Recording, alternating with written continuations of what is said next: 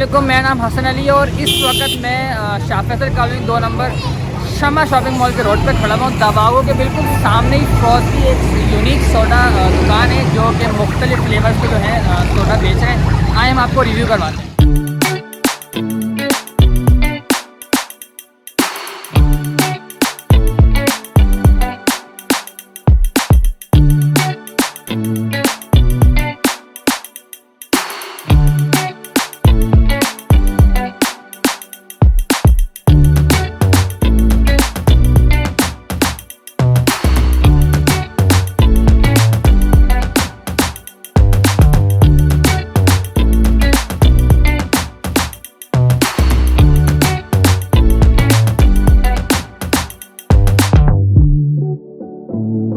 सबसे ज़्यादा चलने वाला जिंजर मिंट है, ब्लूबेरी है और अपना ये पोमीग्रेनेट है जी। 34 फ्लेवर हैं जिसमें से माशाल्लाह से बहुत अच्छी रनिंग है।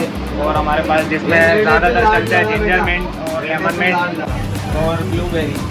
और स्पेशल में हमारे पास जिंजर मिंट है और लेमन मिंट है, ये चलते हैं स्पेशल में।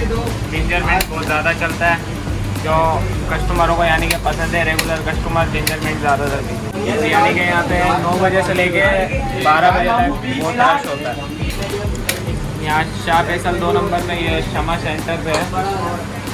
शमा सेंटर शाह फैसल 2 नंबर डिवागो के सामने।